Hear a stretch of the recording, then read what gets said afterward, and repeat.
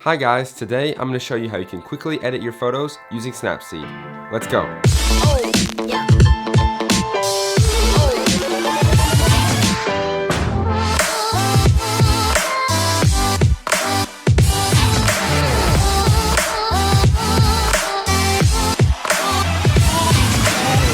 Welcome back to another video. My name is Dustin and this channel is all about creating digital content. So be sure to subscribe and stick around if you're into that stuff. In one of my previous videos, I shared with you how to take better photos with your phone. But actually taking the photos is only half of the creative process.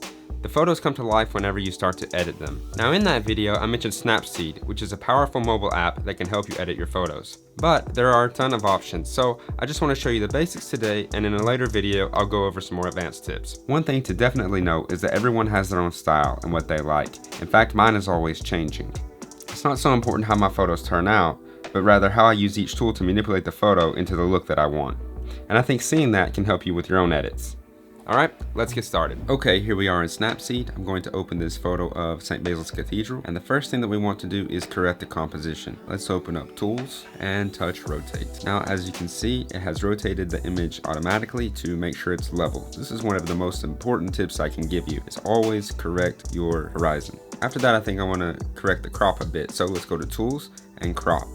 Now there are lots of options here. You can do a free crop if you want, but I like to choose the 5x4 crop because it's good for Instagram. So just select that, and we can move in the edge here to try to get rid of that stage as much as possible, while also keeping the church centered. Okay, now we want to make some tone adjustments, so let's touch Tools and touch Tune Image. There are several options here to go through, and to make adjustments, just slide your finger left or right.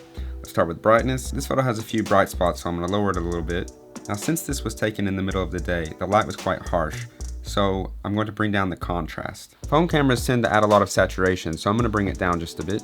Now ambience is one that's a little bit tricky, but basically if your foreground is darker than your background, then you want to raise it. Otherwise, lower it.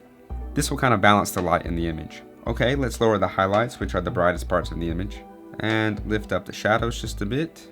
And I think that this photo is probably white balanced correctly, so I'm not going to add any warmth. Now you can touch and hold the photo to get a look at the before and after, and you can see it's starting to take shape. Now again, since it was taken in harsh light, I think it's a bit too sharp. So let's move into detail and adjust the structure. I want to bring it down to make it a bit softer. Now I want to stylize it a bit. Now on desktop, I would go into the HSL sliders and adjust the color. There are some advanced ways to manipulate the colors, but I found it easiest to just go into grainy film. Since this photo was taken on a phone, the resolution isn't very big, so let's take down the grain a bit, and then move over to Style Strength, and this will change the intensity of the effect, so let's bring it down some. Now you can see that the look of the photo has changed a lot, but it's added a lot more contrast back in, so we need to go back and make more adjustments. Okay, so let's hop back into contrast and just pull that way down. Then let's also slightly lower the highlights. Now I think the last thing that I want to do before this tutorial gets beyond beginner level is lower the saturation of the blue sky. It's just too blue for me.